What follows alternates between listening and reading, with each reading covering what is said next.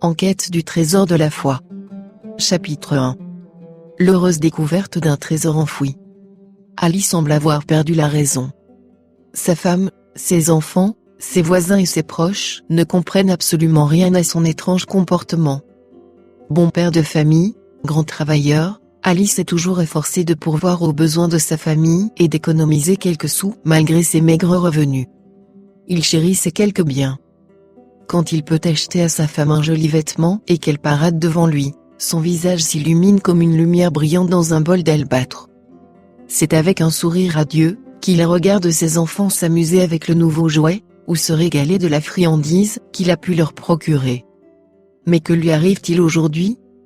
A-t-il sombré dans la folie? D'abord, il a vendu son fidèle âne et sa charrette, qui constituent son gagne-pain quotidien. Ensuite, il a ramassé tous ses vêtements et couru les vendre au fripier. Mais cela ne s'est pas arrêté là. Malgré les larmes et les cris de son épouse effarée, il s'est emparé de ses précieuses robes, et après en avoir fait un ballot, a filé au marché pour en tirer le plus d'argent possible. Au bord de l'hystérie, elle veut avertir ses enfants de cacher leurs effets personnels, en voyant Ali revenir avec cette lueur étrange dans ses yeux intelligents. Trop tard. Il rafle le tout, et court une nouvelle fois au marché. Le bœuf, les chèvres, les brebis, leurs quelques animaux, prennent le même chemin. Perplexe, ses proches l'observent. Jamais, Ali n'a agi aussi bizarrement. Sa pauvre femme se tord les mains de désespoir, tandis que leurs voisins ne peuvent qu'hocher la tête d'étonnement. Ali revient avec un marchand de meubles qui entre dans leur humble demeure pour évaluer les lits, les chaises, la table, et même les armoires vides. Un prix est fixé, et en quelques minutes, tout est parti. Ali et sa famille n'ont plus rien à vendre. Dans ce petit groupe composé de parents et d'amis, une seule personne sourit, Ali. Avec un éclat joyeux dans le regard, il compte l'argent qu'il a pu récolter de toutes ses ventes, aussi soudaines que frénétiques, et, avec un « je reviens tout de suite » à peine audible, il se précipite chez un riche propriétaire de la région. « Quelle mouche l'a piqué ?» demande le frère d'Ali, à la malheureuse épouse. « Je n'en sais rien », répond-elle. « Depuis quand agit-il ainsi ?» s'informe un voisin. « Cela a commencé hier soir », fait-elle. « Hier, il est allé labourer le champ qu'il a loué. Il veut en faire un jardin. Eh bien, à son retour, j'ai constaté qu'il n'était plus le même. Son comportement était tellement étrange, c'est tout juste s'il a prononcé quelques mots. Par ailleurs, il a à peine goûté au bon souper que je lui avais préparé et s'est complètement désintéressé des enfants. Pendant la nuit, je l'ai entendu murmurer dans son sommeil. Le coffre. Le coffre. Le trésor. Je l'ai accroché avec ma charrue. Je n'y comprends rien. Il semblait délirer, alors je l'ai secoué pour le réveiller. Il a grogné, puis s'est retourné pour se rendormir aussi vite. Quelques minutes plus tard, il a recommencé à parler dans son sommeil, et cette fois, je l'ai entendu dire « Je dois acheter ce champ. Même si cela prend tout mon argent. C'est un véritable mystère pour moi. » Inquiet, parents et voisins continuent de commenter la situation à voix basse, lorsque, tout à coup, il voit Ali arriver, d'un pas rapide et triomphant, comme s'il avait conquis un empire. Il agite un papier dans sa main. « Regardez », s'exclame-t-il, le titre de propriété. Il nous appartient. Il prend sa femme dans ses bras, puis, ivre de joie, il embrasse chacun de ses enfants abasourdis. « Ma chère épouse, mes chers enfants, annonce-t-il, vous pensez que je suis devenu fou, mais non, pas du tout. Je sais très bien ce que j'ai fait. Ne pleurez pas les vêtements en loques que j'ai vendus, ou les plats fêlés et les marmites cabossées que j'ai apportées au marché, mes bien-aimés. Ne vous lamentez pas pour la perte de l'âne et de la charrette avec lesquels je gagnais notre misérable revenu, ou pour les meubles rafistolés qui sont partis. En cet instant, nous sommes riches au-delà de nos rêves les plus fous. J'ai acheté le champ. » « Quel champ ? Que veux-tu dire ? » demande son épouse toujours perplexe. Attirant le petit groupe tout près de lui, Ali leur raconte son histoire. La veille, il avait labouré le champ, sous un soleil brûlant, son corps épuisé, ruisselant de sueur.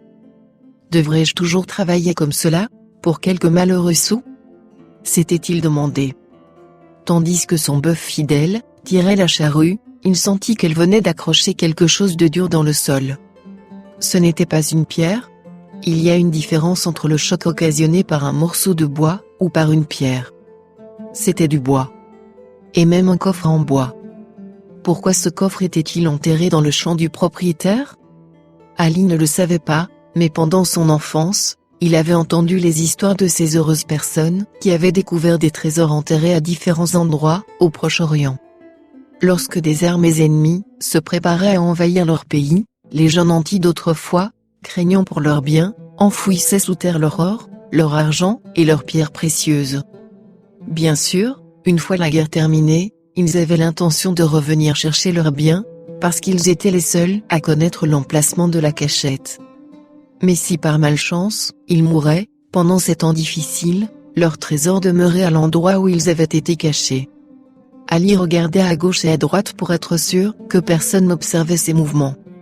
Il se jeta par terre et creusa avec ses mains pour dégager le coffre.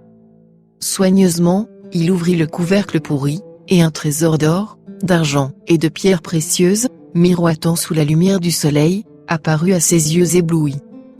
Que devait-il faire ?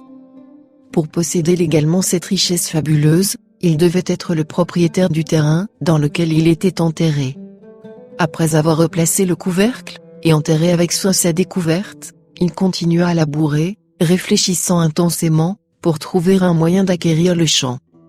Le propriétaire le lui avait déjà proposé, mais Ali avait vite compris que tous ses biens seraient à peine suffisants pour acheter ce bout de terrain. Il n'osa parler à quiconque de sa découverte, même pas à sa femme, ce qui explique son étrange comportement du jour suivant. Cette histoire vraie passionne des millions de personnes, depuis près de 2000 ans. Elle illustre la valeur de la religion pure, et sans tache. Le trésor caché dans le champ représente une foi vivante dans le seul et unique Allah, sans laquelle la personne la plus riche au monde n'est en rien supérieure à un pauvre. La vente de tous les biens d'Ali illustre le sacrifice que vous et moi devons faire pour posséder ce précieux trésor. La joie délirante d'Ali, après qu'il ait acheté le champ, symbolise le bonheur qui remplit pour toujours notre cœur lorsque nous acquérons ces véritables richesses. L'étonnement de la famille et des amis d'Ali représente l'émerveillement de notre famille et de nos amis devant le changement que la foi a produit en nous. Cette histoire bien connue, racontée par Jésus, Issa, fils de Marie, annonce une bonne nouvelle à tous les habitants de la terre. Votre charrue a déjà déterré un trésor plus précieux que l'or d'un prince, et vous pouvez acheter le champ où il se cache. Les hommes et les femmes sont tous, Ali, le chanceux. Ils n'ont besoin que d'apprécier le trésor à sa juste valeur. Rien de ce qu'Ali a fait n'était digne de mérite. Il a simplement reconnu une bonne affaire, en la voyant. Ce livre, que vous tenez entre vos mains, pourrait avoir plus de valeur pour vous, que si vous découvriez une nuit dans votre cour, un coffre rempli d'or. Il peut vous donner une foi, capable de diriger votre vie. Le roi Salomon, le fils du prophète David, Dode, dont la sagesse est notoire, perdit pendant un certain temps sa foi en Dieu.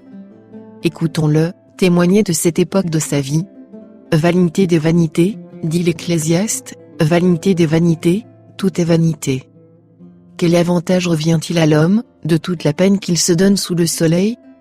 Heureusement, le roi Salomon retrouva sa foi en Allah.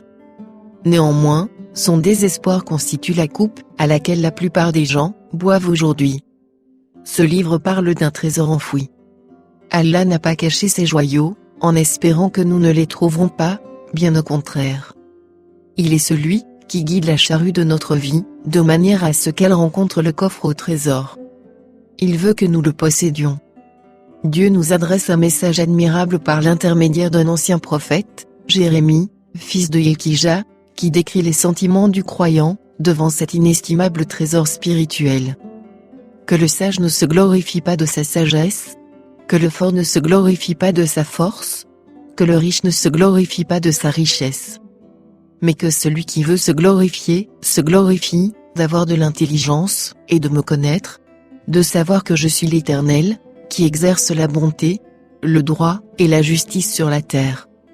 Et si tu obéis à la majorité de ceux qui sont sur la terre, Ils t'égareront du sentier d'Allah.